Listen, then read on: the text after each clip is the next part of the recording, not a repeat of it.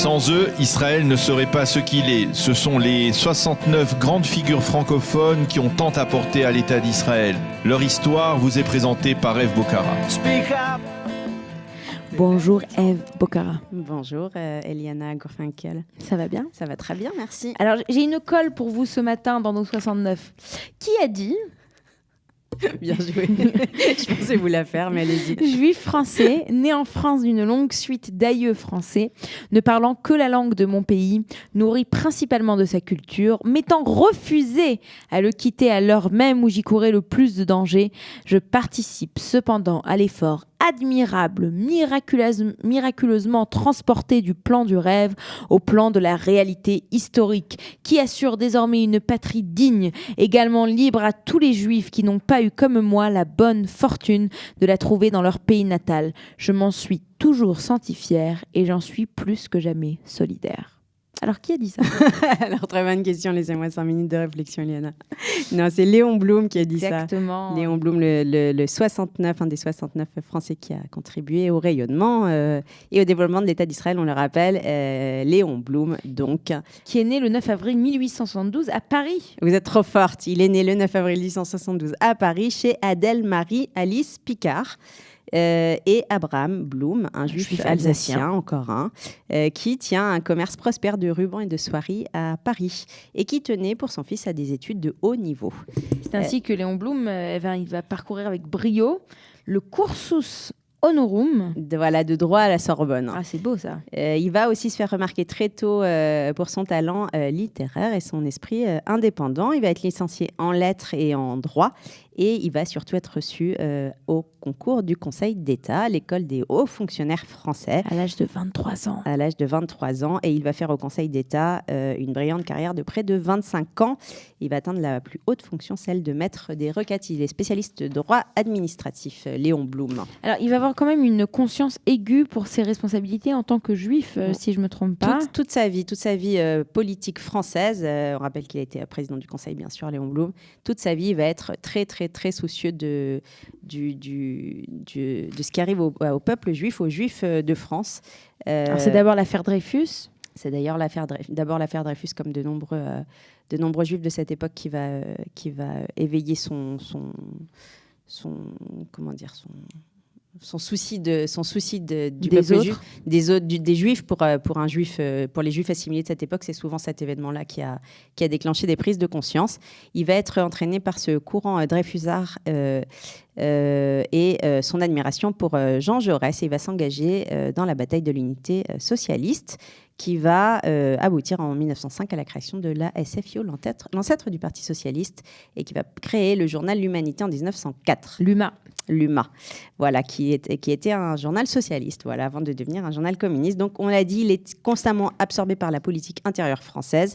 Il n'a jamais négligé et la solidarité juive et la solidarité vis-à-vis du mouvement sioniste. C'est ainsi que dès 1919, il s'était entremis auprès de son ami Philippe Berthelot pour obtenir la levée de l'opposition française au mandat anglais sur la Palestine. Et donc, il va prendre position dès 1919 pour l'établissement du foyer juif en Palestine. Absolument.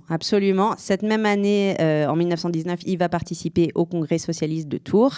Et on le sait, c'est le congrès qui va voir se diviser les socialistes et les communistes. C'est très, très célèbre. Très célèbre congrès de Tours. Voilà, on ne peut pas juste parler de Blum et des Juifs. Il a eu un rôle fondamental dans la vie politique française, Blum.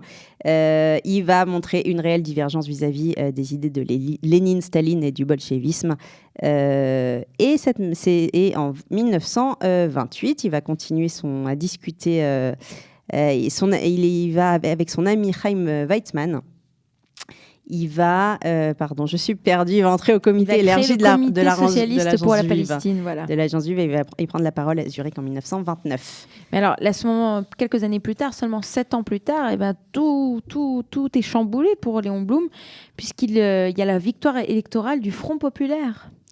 Front populaire, et il va être le premier président du Conseil de la Troisième République qui va être dirigé par les socialistes. Voilà, c'est Léon Blum. Et Léon Blum, il est connu en France pour avoir mis en place... Les congés payés. Les congés payés, la réduction du temps de travail avec la semaine de 40 heures et l'établissement des conventions collectives. C'était véritablement un socialiste, Léon Blum.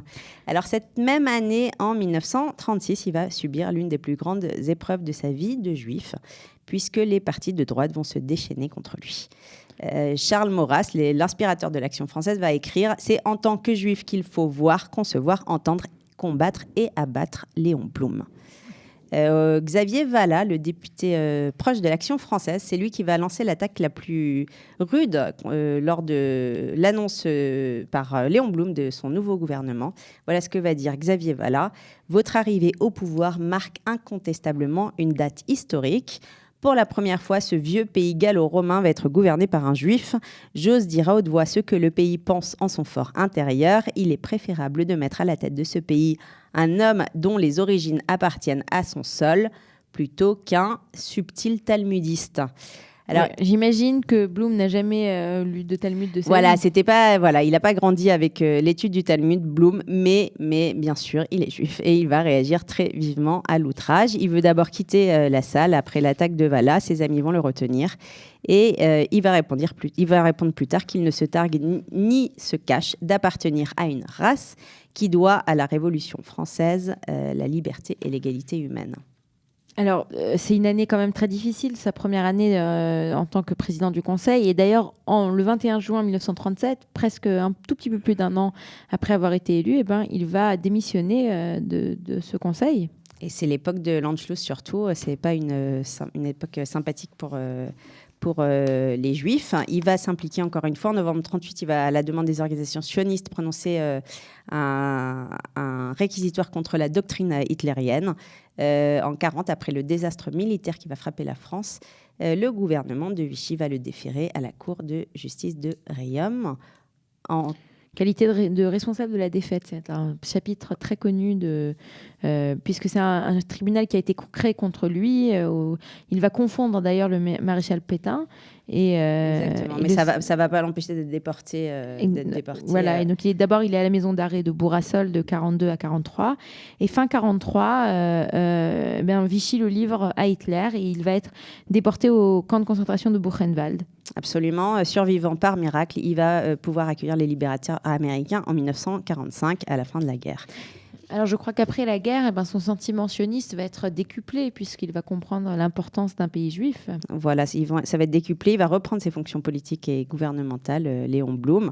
On l'a dit, il est proche de Chaim Weizmann, le premier président de l'État d'Israël.